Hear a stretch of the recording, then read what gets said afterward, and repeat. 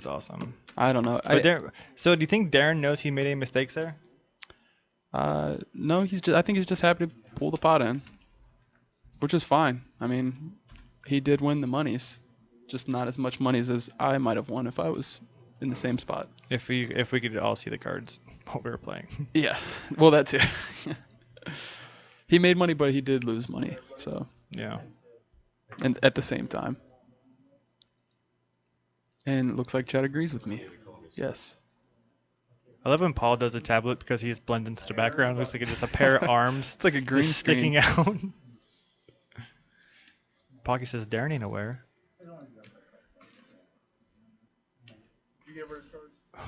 Blind ref with the needle. Needle City. He won $80. Only 1,120 to go. I think he should pay me whatever his profits are tonight for the fact that he showed me his bum 2 weeks ago. He showed you his donkey. Yeah. That can be construed as something else. BT dubs. Big floppy donkey.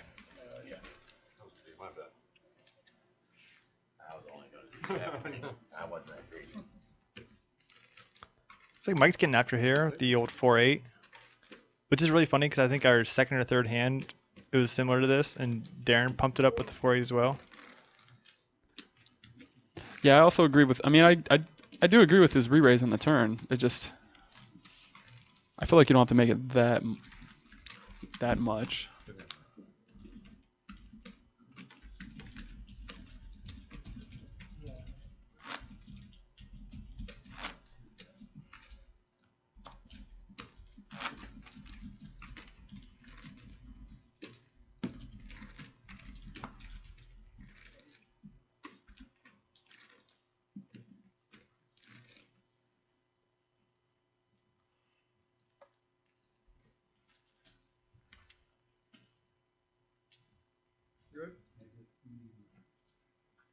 I love when chat talks about hands. I always liken the chat as a live forum for people to discuss things and talk about how people should play a hand or what was correct, what was incorrect.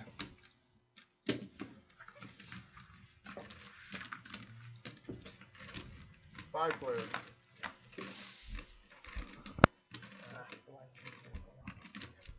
Check, Rick. Check is good. Right on. Card. So, Who's got a 9? Someone's got to have a 9, right? with all those cards out there, you'd imagine. 8. Chris with the gutter ball. I think Chris added on, by the way. I think he was at like $100. I think he added on 200. Yeah. So. Chris, I mean, maybe once you get done with your summer things got going on, maybe you can come in and be that guy.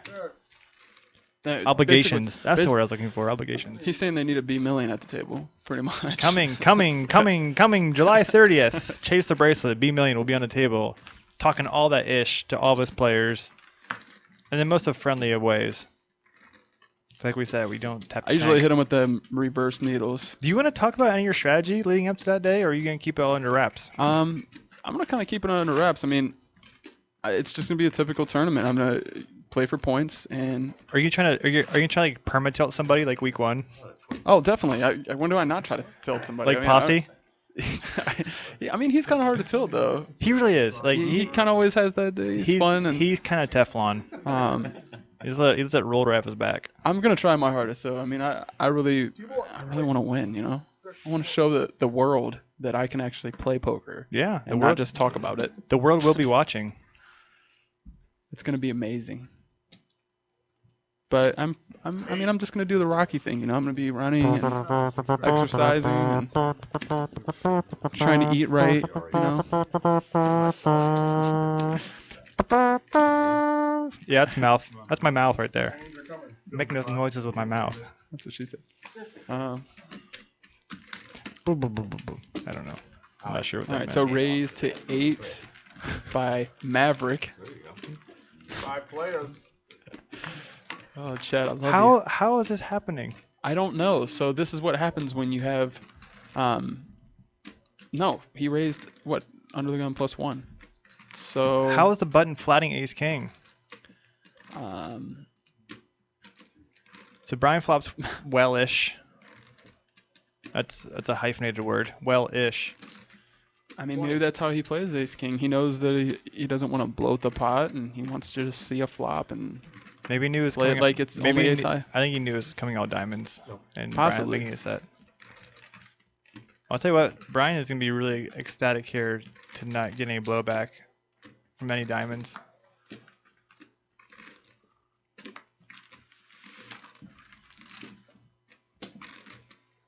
Big blind, people. Oh, thanks, Chris. He said I don't need to win to become a star. Straddle. That's my only fan out there is Go, Chris, I've tried. honestly. Kishku was explaining how he flatted ace king. He said he just called the raise. That's it. Man, he needs to be in here. Yeah. I putting my notice in now that someone's going to take my job.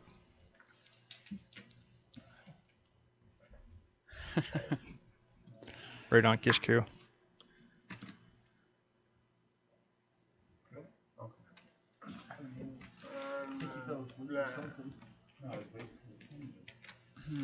White Dracus always looks a little bummed out. 15's a bet. Yeah, I think think he- he still reminisces the hand that I played against him. No, seriously, I was just gonna say, I think he's like I come on, he's like, I've been on this show like 3 times now, and B Million's never out there for me to To exact get my the money revenge. back. That's it, man. That's how I do it. That's why I stay ahead of the game. I win money off of people, and then I just never play them again. Just keep table changing, move around. Nobody's ever getting that back. Bum hunting.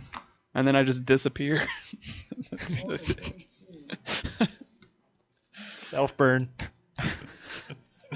Just went underground. Just went underground, guys, for about a year and a half. Don't worry about it. Hey, sometimes, man, you gotta take a break. Life happens, man. No big deal.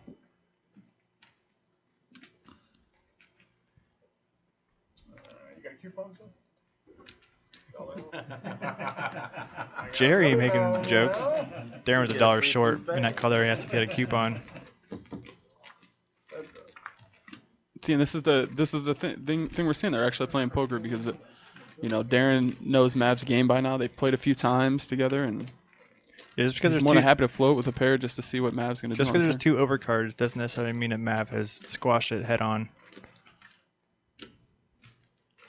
But I mean, Mav's doing it right. Just keep on barreling. I mean, this is something that a lot of players don't do. They won't barrel twice. They'll bet once, give up.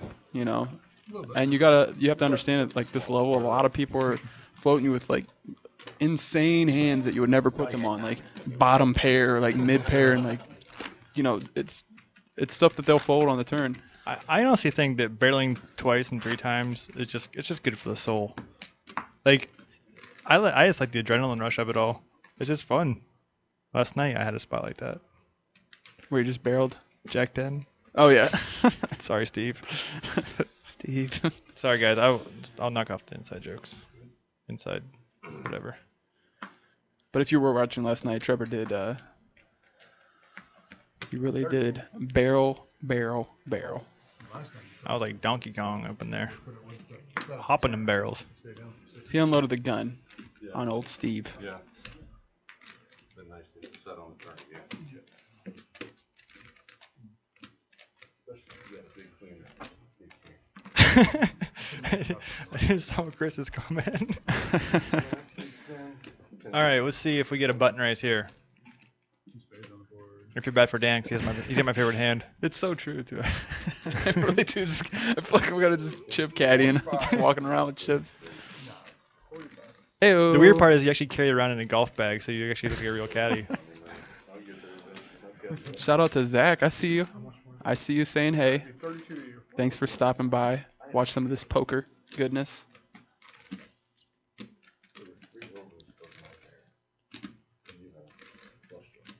So who was the original raiser? I think Mike was. Mike. Makes sense because now he's looking. Now I'll here's I'll where take he's I'll take say it makes sense because he's under the gun. No, yeah, it makes sense. This is he's getting himself in trouble now because he's been kind of not active, and I think he's trying to like do that poker move thing now. The problem is he should have noticed who the 3-better was. Exactly. And that's going back to my point I made. He's looking at the positions. This guy raised from the button, but he's not looking at actually who was on the button. He's just looking at, oh, he raised from the button, so obviously like I can re-raise again. I mean, he can't have anything. Right. He's raising from the button. He's got the button. But that's not necessarily true. I mean, if he knew the type of player Brian was, I don't think he'd be doing this. But which is what people always say, like having aces on the button. It's just it's gold. It's worth more than gold. It's I'm like, drooling. I actually lost. Brian here really putting on a show. What if he just mucked? I don't think. Brian moves all in. I think Mike's not gonna mess around too much. He's gonna fold. I mean, he can't. I mean, I'm not calling, but he's not gonna. I don't think he's gonna Hollywood for like an hour or anything. It just sucks because now, I mean. I guess maybe you might. Here's a question though. You wasted half your stack. If real Drake is from Toronto, where's white Drake from? Obviously Asia. I don't know. Didn't think that was the answer. Dominican Republic? I don't know. Dominican Republic? That's what I'm gonna say. Very few whites there, I think. I'm gonna say like Nebraska. Yeah.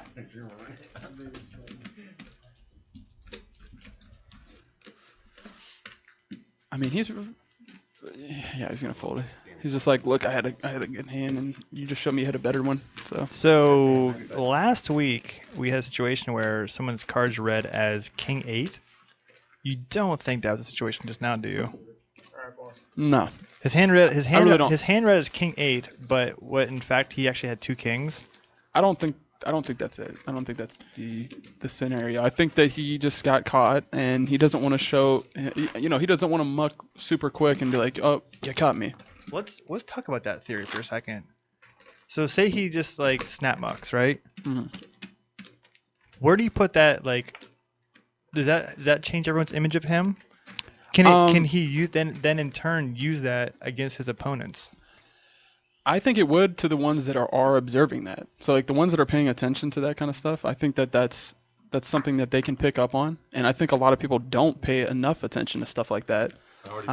Because that's the information you look for. If somebody does something like that, even if just say that he did actually have a hand, in his mind he's still gonna think about it. He's still gonna like go through some sort of thought process before he folds. So the fact that he just folds so fast, you just know he's just messing around.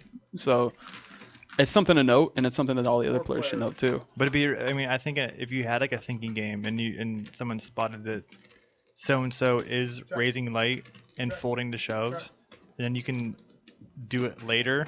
Well, yeah, see, and that kind of reminds me of when I went and I played with like a bunch of the regs from the casino. We had like this house game, and that was like the ultimate poker game I've ever played because everybody was a thinking player. So that would be like if I was in Mike's position, I would just go nuts now because now everybody at the table is thinking that I just was making this move and I'm capable of like 3 and 4 betting. So at that point, every time you had like a pretty strong holding in that situation, somebody was 3-betting, I would always put in that 4th bet because everyone thinks, oh, yeah, you wouldn't even think twice about it. He's just 3-betting light he was before.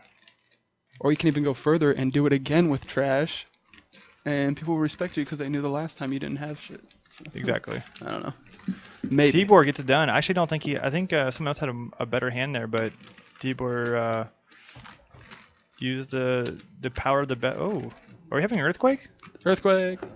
So Tibor, I like the name because for all you League of Legends players out there, you'd be familiar with Tibbers, which it sort of looks like that, and that's what I kind of want to call him from here on out. But call him Tibbers. Hey, I mean, let's do it. A few people in the chat probably play League of Legends, and they know what Tibbers is all about. We are in Akron, Ohio.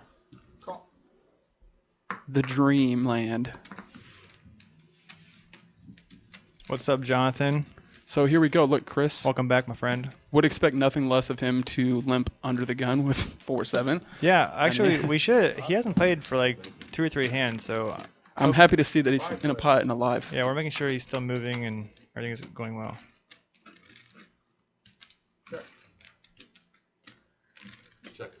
So yet again, another Ancestry.com pot. Yeah, a lot of people. A lot of people. Get it. We're gonna. It's almost like you really have to hunt to find where it all started. Yeah, I mean, and and you just have to think, if it's this difficult to see the hands and see what's going on, imagine when you don't see them, like what you have to think about when you're in the hand. It's like, yeah, I'm trying to figure out who has the best hand. It takes me like 4 minutes.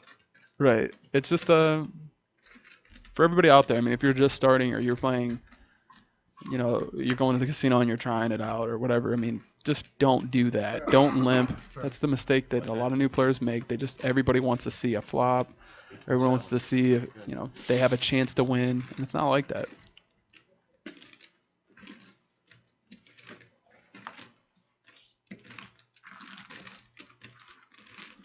That's another thing too. If you think in terms of like your win rate, it's going to be much, much lower if you're playing a game like this, which is not, it's not bad. Like who Chris was saying in the chat earlier, like I would just raise every button. I would raise all the time. And if you're at this table and you're a player that's about making money, you're going to do that. Mm-hmm. And it's going to kind of change the dynamic of the table also, because you're going to notice that it's not going to be like that after a few times. They're going to stop will go away very quick. They're going to look at their hand and be like, do I really want to put $2 in and then get raised by this guy again? No, I don't think so. So then it's going to turn into a much better game. And it's going to help you because their ranges will then start to narrow up, and you'll be able to put them on hands instead of just like, does he have 8-2? Right. Like, does he have the 8-2 again this time? Did he limp in because it's suited? I bet he's got a Jack-6 offsuit here. Call. It is legal. We don't take a rake, so that's the stipulation to making it legal or not legal.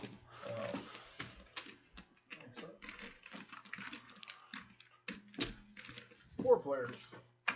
That's me again. Where is it at? It's over there. Oh, okay. That's right. Sure. Yeah, that's another thing to note too. I mean, here limping, it's probably not that bad. I mean, it's still bad, but it's not as bad, especially to the players, because there is no rake. So imagine at the casino, I mean, you're creating a pot and then like 50% of it is getting taken out like just later. Rake. No. It's like so silly. We like to incorporate the bad beat jackpot with your limp. Thank you. Right. We're trying to keep it on the bigger denomination. You want to get rid of them? No, they're fine. They'll make it in there. They spend. Sweeper will get them. Yeah. I got it. We got you. Yeah, so we take 0 rake. We make 0 money off this game. We're just hosting a home game for your viewing pleasure. This is for your entertainment. And let me tell you, it's entertaining. Or I wouldn't be coming here every single time to watch it live. That's right, Pocky Poker. That actually happened in a game in Akron area. I would say like 7-8 years ago. Like it was basically like that. People were jumping out of windows to save their hides. 3 players.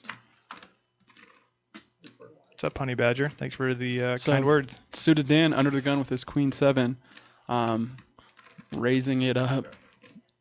Raising it up, raising it up. Would expect nothing less of him, seeing how his name is Suited Dan. Here's a question. Check.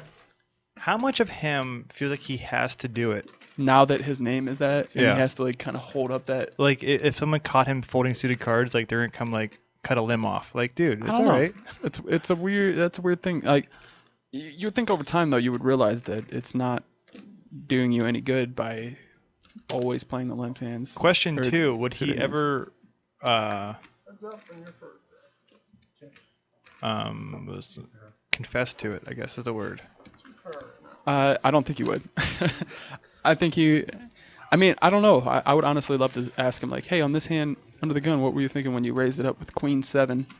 Right. What was your thought process on that hand? And I'm sure they were suited. No, that's probably not what it is. Oh, Gino. Shout outs to Gino. I see you. My name is spelled B-O-B-B-Y, by the way, though. That's a girl's way of spelling it, but I appreciate it. I think he did it on purpose. Maybe he did do it on purpose. These are some of my, these Babu. are my League of Legends friends coming in here. Dude, look at you. They know what Tibbers is. Look You at guys know you what and your Tibbers friends. is. We have Tibber in seat 1. I feel like Chris is like our unofficial third commentator. He is.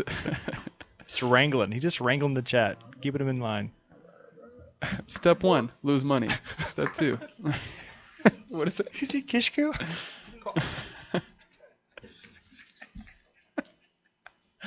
Oh, man. That's so much better than anything I could have ever come up with. Kishku, that is phenomenal.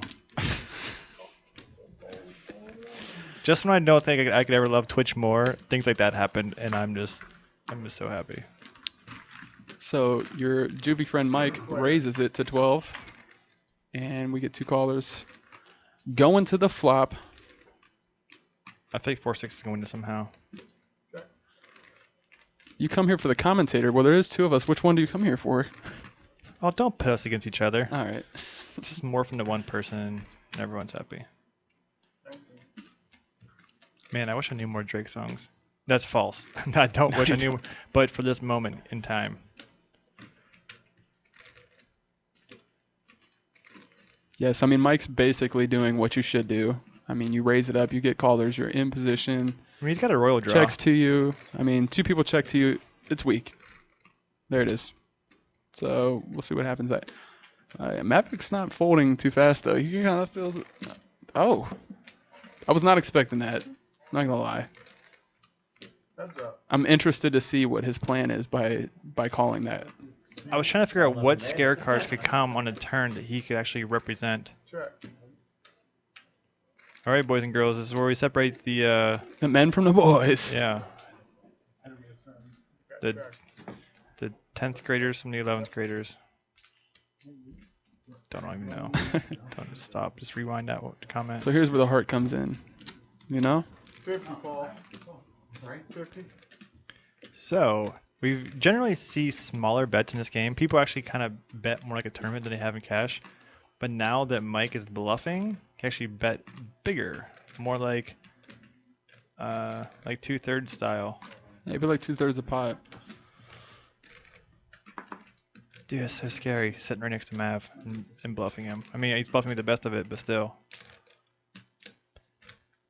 I mean, I give Mav some credit though for even like having some kind of intentions on doing something. You know, the calling the flop. I like the cojones of it all, but the texture of the board was just not quite ideal.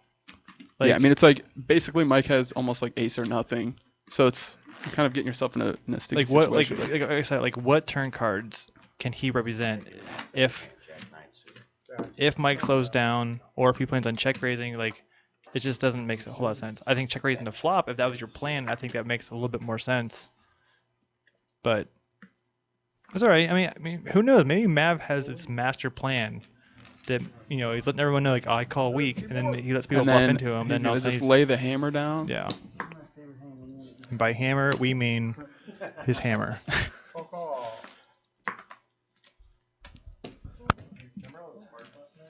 Dude, don't.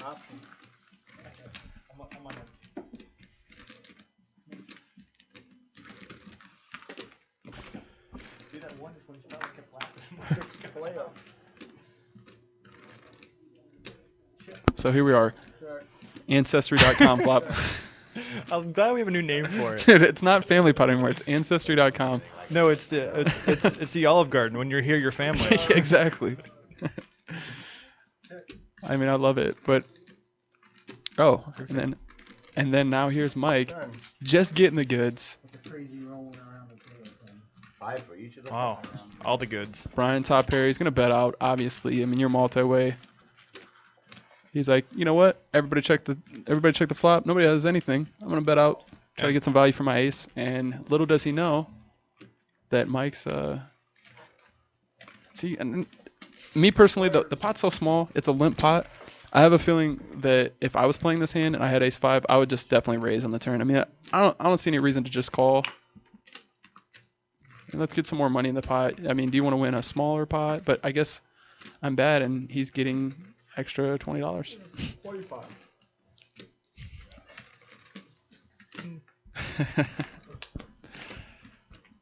Okay, what's going on? So Brian bets 25 on the river here.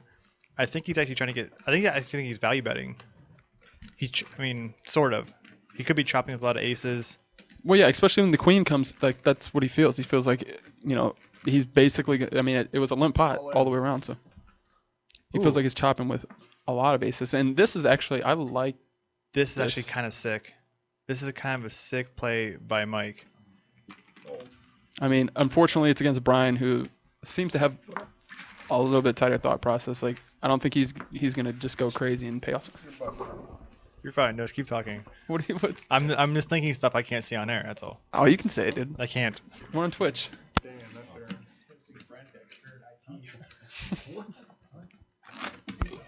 It's a hearts. We just were handed a note here. It has been confirmed that Maverick is indeed best friends with Thor, and Thor actually lets Maverick borrow his hammer on occasion. He's one of the only mortals that is capable of lifting that massive. As far as the hammer. play, okay, so here's one thing about that. I think that the raise was cool, and it could work maybe in a different scenario, but I think that he could have made money just by doing a normal raise. It's a sick level. It's like one of those things like he's gonna raise that much because like there's a chance he could get paid off, but you got to think of what hands are gonna pay you off, and is any ace just gonna give you their whole stack because they have ace? They're gonna think that you have the goods. I mean, Yeah. you're basically saying I have a 5 almost. You're like saying I have a boat. It's like I think honestly I would just want to get some type of money. I mean, maybe he could make it 100 or something and Right. just get some value. Do you think the timing of his all-in was too quick as well? Well, actually, His- timeout. 20-second timeout. Actually, Mike flops the goods here, Oh, nice. and Brian flops top pair. So So we're back at it. exactly. So the fact that they just were going at it, this is a great time for Mike to raise again. Play it fast. Because Brian's like, dude, why are you coming at me twice? Like, it's so fresh in his mind. This is the exact time to. I think I'd just make it like 100, like straight away. Yeah, I mean, now see, this is one of those things. So he did just make a huge raise. I think this is one of those situations where he should just do it again. Like, Exactly. now that you've done it, it's almost like this is like the more psychological part of poker, and it's like you're setting it up now. I mean, you've already showed him like, hey, I could have just very well just like blew you off a hand that you had. So like, it's the very next hand. Like, why not? Why not? Because I mean, poker players like shortstops typically have a short memory, and when it's this close together, it's fresh. It's so fresh. It literally just happened. Yeah, it's Ooh, fresh in his mind. It's I like- thought he made it 60. I'm glad he made it 80 instead. Well, and this is something to think about. If you know that Brian's a tight player, in his mind, he probably thinks that a lot of people pick on that. I mean, let's be real, he knows he's tight. Like, if everybody else knows he's tight, he knows he's tight. So He does make the call here. So here we go. And now this is where it gets good. And I mean, now it's almost like you threw the rope out and you caught him. Yeah, Pulling it it's in. time to reel in that marlin. Sometimes you get the trap, sometimes you get the cheese.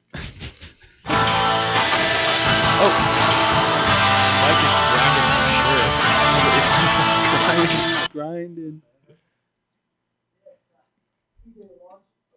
So this is good. I mean, and honestly, I wouldn't blame Brian, like, because of the hand that just happened. I feel like it's sort of like Because Mike could be charging like Jack 9 of spades or something like that.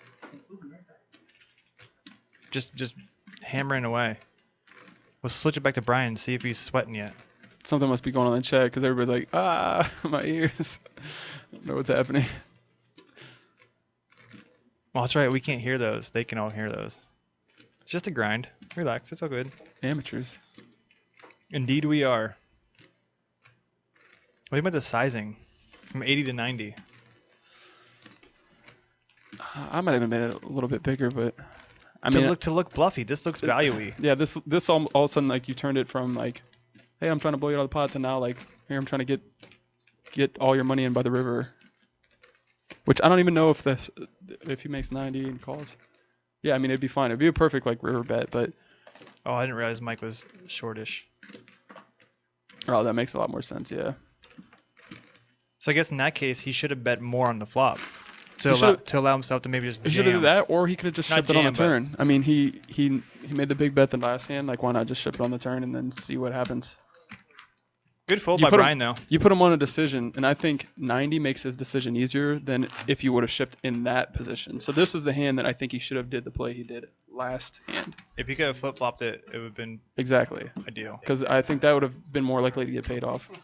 Changing it up. But another case of missing out on value, losing value. Up next on Missing Out on Value, Bobby Miller discusses pre-flop strategy. I don't know. You see it so much. I mean, and that's the game we play, and that's kind of what I said. People make the game easier for you. Like, you just need to just pay attention to what they're doing. Those were a couple of hands. I think we talked about it. In my opinion, fairly well. But having an expert such as Bart Hansen would have been kind of cool to have his opinion. Oh, definitely. Because I mean, I'm not good at poker, so it'd be nice to hear somebody that is good at poker talk about the hands. Might enlighten me a little bit. Hey, you're gonna prove your worth come July 30th. Don't you worry about it. I'm gonna try for the fans. For all them fans. No aces out there. Everyone's just passing the breadsticks. And here we go again. T-bars open-ended. Tibber. Kishku, I did too, man. I would walk my dog and listen to like an hour-long podcast. Deuces Cracked is what I used to listen to all the time. But now you can go to Crush Live Poker, and actually, if you click the link below our page, you get the first month free. And they have all they have new podcasts on there, and you can keep up on it. Not sure if you still follow Bart, but that's his new site. Yeah, go down. Scroll down to that link there for Crush Live Poker. Click on it. You get a free month subscription. We have made a partnership with Crush Live Poker, and they are using some of our footage for their tutorials. They're showing off. Bart is critiquing some of our players on our table, so it's super cool that he's one of our pals now, and I think it definitely lends some credibility to it. But it's pretty awesome. It's pretty cool actually, because he used our footage, and then I was watching the World Series of Poker live stream for a couple of final tables, and when they went on break, Bart Hansen had an ad on there, and he was talking about his site, and it showed clips of our players. So it was really cool. Super Like, a couple cool. of my friends are on there, and it's like, wow, you're famous now. Everybody watching WSOP just saw that. Bobby, you want to talk about the show you're going to be on July 30th? This hand is brought to you by Chase that the show. Bracelet. That is the show, July 30th starting. It's going to be, how long is it? 12 weeks. 12 weeks. 12 regular season weeks. 12 weeks of poker goodness. It's going to be a sit and go format, and we are going to get points for the places that we finish, and those points will accumulate over the season, and the winner of that will get sent to an event in Vegas, which hopefully will be me. That's the goal Yeah. when I play it. But yeah, it's going to be really cool, so you guys should watch. It's going to be a different day. It's going to be fun. It's going to have a whole different atmosphere. We're going to have penalties for the people that are the first bust out, or maybe like people that are top and bottom for T-board. Tibbers. For people that the first bust out, or like maybe who's like bottom in point standings, we'll have like punishments for them. So if you guys have any ideas that would not risk life or limb, let us know. Maybe we'll use them on the show. And that'll be even more of a reason why I'll try to finish in first every tournament, because I Exactly. don't want to do any of the punishments. I guess picture like one just having you like strapped, arms and legs bound, and just have everyone throw water balloons at you. I wouldn't mind that much. I mean, hey, Yeah. pick a hot day. As long as I'm not involved. Yeah. I And was as a- long as I don't have to wear a Speedo or I something. was a pitcher in high school, not to brag. I was a pitcher in elementary or so early. I threw like lobs. So interesting that They we let got to the boys river. play softball where you lived. You can have it. Either 5 Yeah. or what? Look, I have an 8. 5 and 8. I think I got way better than that. So Tibbers scoops another one, Dude, I had one of those. and a pad for his tush. So 2.5 hours with each. That's not bad at all. Shit, that's great. Yeah, actually, Michael Suited had already got stacked. He reloaded. He sure did. He reloaded, and He limped in early position with 5-6. He flopped top 2 against the bottom set, and they got it in on the turn, and it was just showers for Dan. Anus jar, you better quit offering ideas like that. That is an amazing idea. No, Yes. don't like it. Tony, if you're in the chat, Anus jar has a really good idea for a penalty. We'll do some karaoke. I did not sign up for that. I'm not singing. You didn't sign up for an anus jar, or you didn't sign up for Either or. Okay. I bet you sing just fine.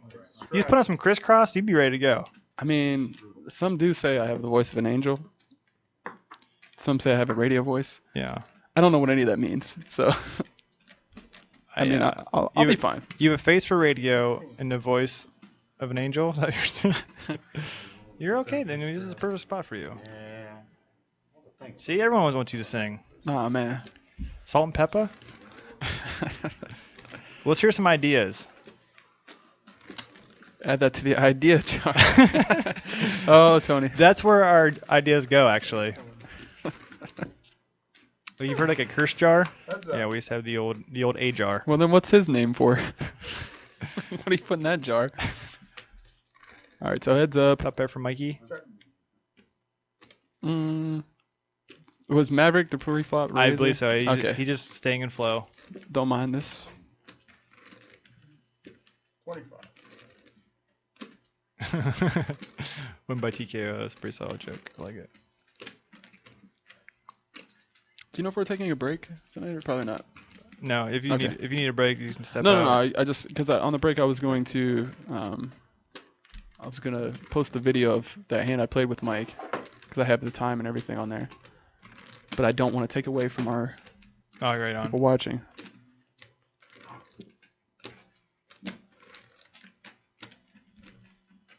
Is Mav gonna get frisky here? I mean, I feel like see at this point, if everybody's been watching, like Mike has started to pick it up a little bit. He's been raising a lot. He's been re-raising people. I mean, and people at the table will start to perceive that as like him going a little crazy or being a little wacko. But No, the word they like to use is bullying. yeah, which I was the bully all the time for whatever reason. Everybody thought I was bullying the table. Yeah, just because they seen a PSA about anti-bullying doesn't mean you gotta take it out on the poker players. They always thought I was bullying, and then when we got the showdown, I just flipped it over, and they were like, ugh. Then they go, "How do you have it every time? I don't get it, man." Because the times I don't have it, I fold when I don't have it. That's simple. That's kind of the point, right? Yeah. Mav is peeking at Mike's chips. Peeking. All right. Mike, that's kind of small again. You don't think he's ever betting small to induce here, do you? I mean, I would hope so, because I feel like that's what I would be doing. You think King Queen's still strong enough to induce in a spot like this? I personally do. I mean, he has such a wide range from the button. It's like he could have anything. He could only have ace high. I mean, he does have a blocker against like King Jack. I think by betting that small, you get hands that wouldn't continue to kind of like get out of line, especially if they're like thinking players, like how Maverick obviously is. You know, what he's doing here. It just gives him the opportunity to like throw some more money. I mean, he's sitting kind of deep. He has what, $600? Speaking of peaking, Micah's stack is now peaking for sure. He started with 300. He's up to almost 5 now.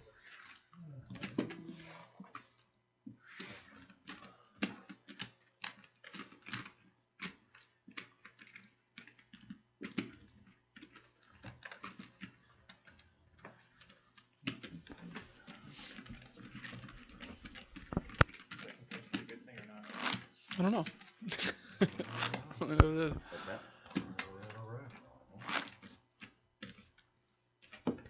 Well, I hope if I remind you of him, that's a good thing. Correct. And hopefully one day somebody will be in some other chat talking about how they are reminding them of me. You. He said. Kishku, yes. In that situation though, he was a little bit short, so he had like 200 going to the turn when he bet $80. or 90, whatever it was, and he only had 123 remaining, so he kind of had a bit of an awkward stack. Yeah, I think that was a different situation. I mean, now looking back, like his stack that small, I think it's fine. I mean, me personally, though, like I said, I would just have shipped it. I mean, you're basically, by making that bet, saying I'm never folding anyway. So why not just getting in and make them make a bad play for your whole stack instead of... You have to understand if your opponent, how they're going to perceive your bet. If they realize that you're putting out 45% of your stack, 40-ish percent of your stack, are they understanding that you're never folding? I mean, some players do and some players don't, but I think instead of thinking like, are they understanding what I'm thinking, I think you should just do it and then let them try to figure it out. Because the more situations and the more decisions you can make your opponent have to make. Ooh, hang on, timeout. So, yeah, I see what's happening. Tibor was just check calling Darren's bet. Darren makes trips in the river. Tibor finally makes his flush. Holy Tibbers. I don't know if he can raise.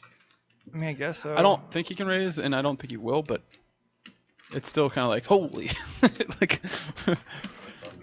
and let me guess, this was a limp pot?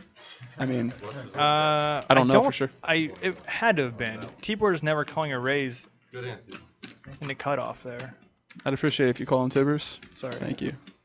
I actually went to school with Justin Tibber, I think. House, huh?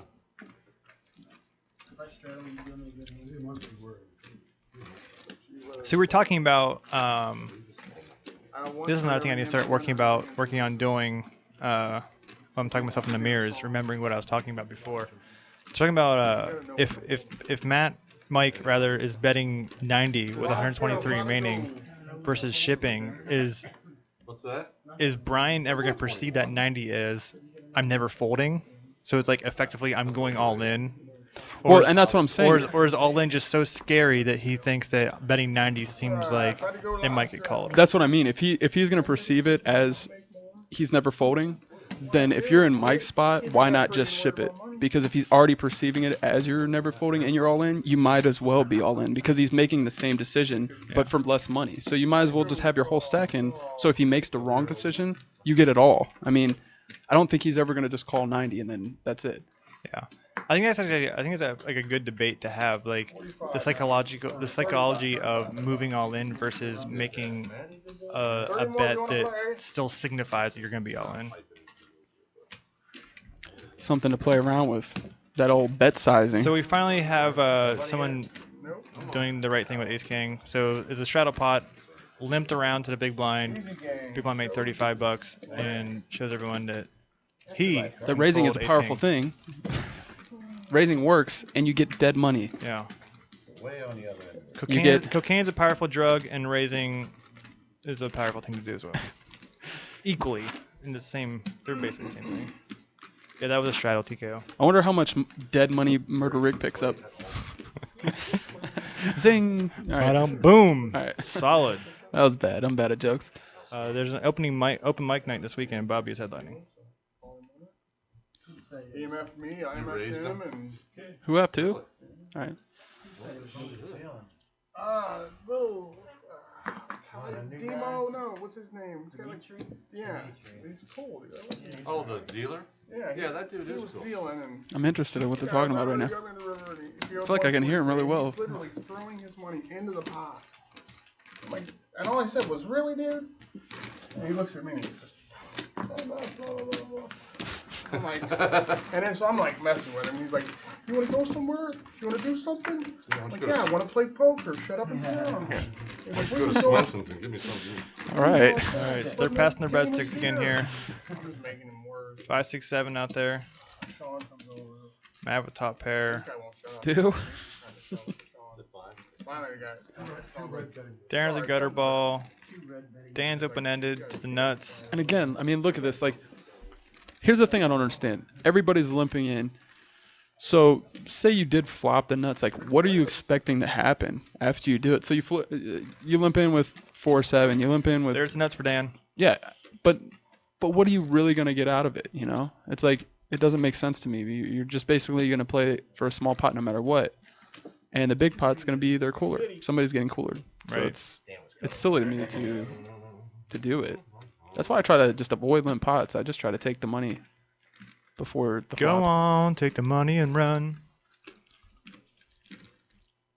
Voice of an angel. I'll tell you what. There it is. Fold and you win. Pretty good fold, huh, Dano? I don't know. You don't have to watch that. Well, I'll watch that. So I mean, when you win the limp pot, it's awesome. I mean, it's It's a nice little pot, but it's unnecessary. It's also where you can lose. Like he could have lost all his money too. I mean, it's incorrect positive reinforcement. yeah. Because now he's like, yep, I just won with 10-8 and I limped in. So next time I'm gonna limp in with this hand. Yep. And then compound. Compound wart. Removes your warts off of any body surface. Compound until he's back here in the booth.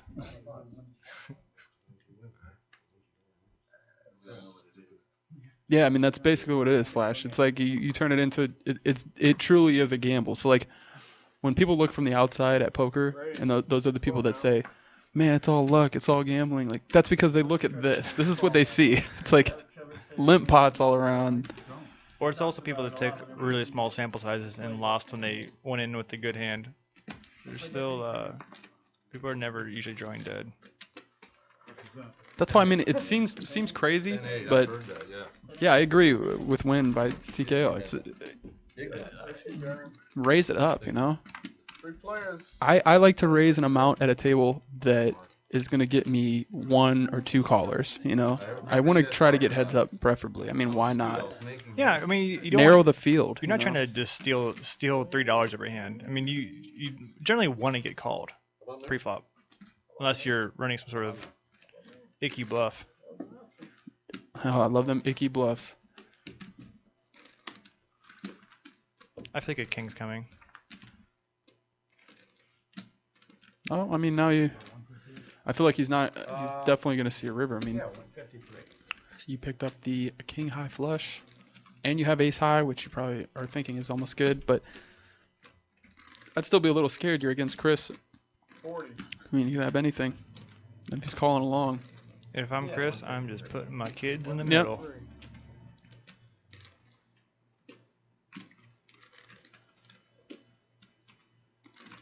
Oh wait, I gotta do like what's your name? Do you think Chris would have made that bet if he would have got checked too? Do you think he would have shoved?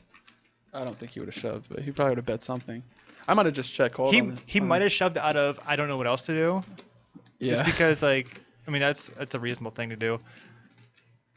Let's see, let's do some mathematics here. 1, 2 is 278. 123 or so. I don't know math, so. He'd been betting 153 into 123, so around about. So I don't think he would have shoved. He might have bet. That's what I mean. He probably would have bet smaller. He could have called and saw a river. He might have bet like 60. That's what I was trying to figure out. I was like, if Mab checks here, what if it didn't make Chris 2 pair, he might have played it a little cautiously. The fact that it made him 2 pair, I think he probably would bet enough. See, and to I think commit like himself. he should have been expecting this because if you're betting 40 and you look over at Chris's stack, he's either gonna shove or fold pretty much. I mean, you don't ever really expect him to call like half his stack and then fold on a river. Yeah, I think it's like leaking money to me. It's something to think Mavericks about. I guess. needed to decide if he was just gonna go with this king high flush draw and try to get there that way and gamble, or just check fold. Well, not only that, I mean, he bets 40 and then has to fold. Yeah, or If you're gonna bet 40, you'd probably call 40. So why not just check and then call if he bets close to 40? If you're already gonna bet 40 out, I mean, you might as well just do that. See the river, and then, hey, you might get there. on the upside though, Chris is getting a little healthy again. When Chris is healthy, the game is good. One way to do it. That's true. Chipface, did you have a good hand when that happened? I don't think it matters at that point. It's 7 colors. I mean, it's pretty much an all-in flop. They probably all had there's like 2 of them probably both had pocket 8s. Other 2 probably both had pocket 4s. So you're probably just Somebody in their head They're jack probably all 10 drawing dead. suited, and like it doesn't matter. Yeah. Once like 3 people call it for that bet, it's like so if that's the case. If you're opening to 25 and get 7 callers, wait till you have a good hand. Open to 30. Open start to 40. opening to 35, 40. Yeah, I mean, Yeah. what the heck? If they're gonna call that, they're gonna call 15 more probably. sometimes you have the reverse effect though. Like if you're playing 1-2 and you raise too big, you'll start getting callers just because everybody's like, oh my gosh, that's a lot of money. I want to try to win that. You know, it's like it's already a big pot. That's a good point. So you have to kind of like be careful. Like I said, I go with the flow of the table. I mean, if everybody's raising 12 and they're getting heads up, then I'll just raise 12. You know, but Well, here's another question: do you ever just keep experimenting to see how big you can go? Like, say you're just like a card rack that night, and you're just getting the goods. You just keep upping it up each time. It's like if I can make it $50 pre-flop and someone's still gonna call me. absolutely. Like, theoretically, why wouldn't you do that? I wanna bet an amount to get in the pot heads up with somebody with a weaker hand than me. So whatever amounts I can bet to get heads up and have somebody call me with a hand that's worse than mine, I'm gonna do it every time. So yeah, I'll keep bumping it up, and then you just notice everybody's folding. I mean, it's one of those things you can't just do it once and be like, oh, everybody folded, I can't make it 17, because maybe everybody had nothing. So Right. you got to just consistently do it and then see how it goes. Yeah. And then That's another thing. If you're watching your table, if you're communicating with your fellow opponents, you'll figure out, what is someone's threshold. If you hear some dude yapping going, I'll call anything, I don't care. Well, then make it a lot. yeah, exactly. Put them to the test. Oh, I love poker. It's such a fun game, So many things you can do. Yeah, I think at 1-2, actually, I think you can actually just raise big when you have better holdings. Like if you have like deuces through like sevens, and you like make it like 10, and then like eights through jacks, you make it more, and your aces, kings, and queens, you make it a ton. Is this the times one thing again? Is somebody Really? else times one? Here, keep talking. I'm not gonna look at you. I'm gonna see if I can hear it. Basically, I don't talk to girls, and I just play on the computer all day. And He talks a little bit slower. Like he's like. I have to think more before I. He has like a methodical. I don't know type how to of do it because speech I'm pattern. not doing an impression. I'm just talking. No, I was just trying to compare. Ooh, this is a bad card from Mav.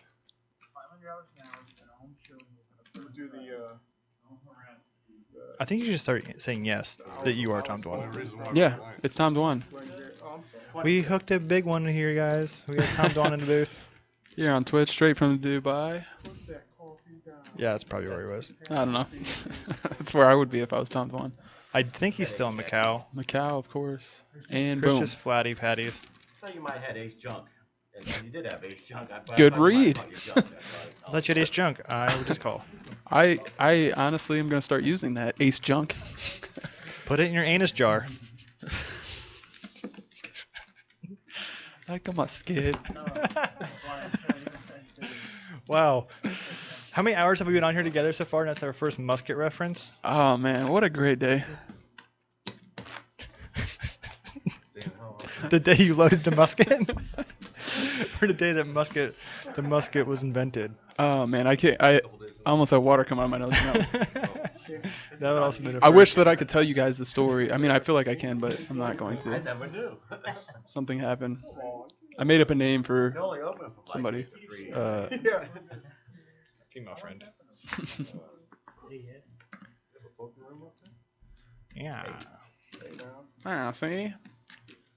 Meanwhile, Dan's like, Norm from Cheers when he wants. Go boats. Go bots. I agree with that. That's what everybody should do. I mean, when you play at 1-2, if the table's playing like this, I mean, basically raise with your good hands. Play premiums. Yeah, I was thinking about playing tonight, but Dan wanted to play, so I'm glad I didn't take his seat because. It's like 4 players. Oh wait, I probably played 4, 5, 6. Good ball.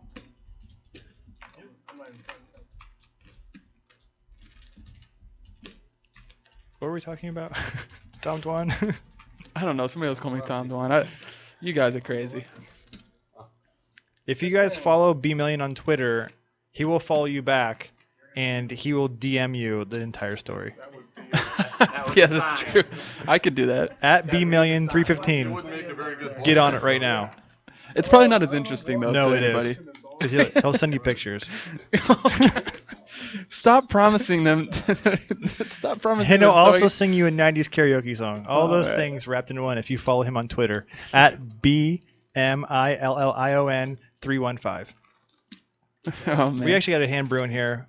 Dan is open-ended with 6-8. Maverick has a set of good goods. And Chris has 0%. And what did I make up his name? Anyhand Dan? That's his new nickname I made up. So instead of Suited Dan, it's Anyhand Dan. And he's going to try to run Anyhand to the river. Dan's and got see if he can- 124 left. He has to call 40. I don't think that...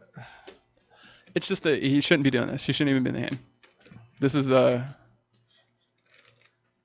mean... When you're short, you just got to find spots you can shove. Wait for some big hands. Wait for some action in front of you. I mean, you're thinking you have 8 outs. You don't even know, like... He could have picked up a backdoor flush draw, too, so that can take some of your outs. You have no clue, but it's just... It's a tough spot to get in. And look. How many of you guys know about that tell? When people are shuffling their cards like that, typically they're on a draw. Case in point. Maverick's It's all about associating things with tells, though, because like I know a lot of people that like read those tell books and they're like, oh, when somebody coughs after they bet, and this means this. Like, there's nothing set in stone. It's over time what somebody does. So like, if you pay attention and Dan shuffles his cards, and every time he shows down after he shuffles his cards, he has a draw, then you can like associate it and say, this is what it is. But yeah, I mean, especially with his stack, Chet's making a good point. I mean, shouldn't even be in there. I mean, he honestly should just be playing the tightest of tight ABC poker right now and get an easy double up or. Yeah, I could not agree anymore, Tom. Okay. Let's not try to make a nickname for the chat to call me. Oh, sure, you can call me Troy for days. I didn't call you Troy. Bar Hansen called you Troy. Oh, excuse me. I remember that little B million. If you and your friends would like to play at the Poker on Air Penthouse Studio and have your game broadcast to the world, just give us a call. Your friends or league can rent our studio and play on our brand new custom-built RFID poker table, while we capture all the fun and action using 7 high-definition cameras and our live stream studio switcher. Play live while our commentators call all the action and bring your game to life. So if it's your league's final game of the season, or you and some friends just want to have fun, the Poker on Air studio is available to you. We can even take our show on the road and broadcast live from your event or casino. The graphics and sponsors on this custom traveling table can be changed to meet the needs of your event. Even better, if you would like a custom RFID table built for you or your venue, or would like to become a Poker on Air Broadcast City franchise, we can help you with that request as well. For more information, just give us a call at the number on your screen or email us at producer@pokeronair.com. Poker on Air, let's deal you in.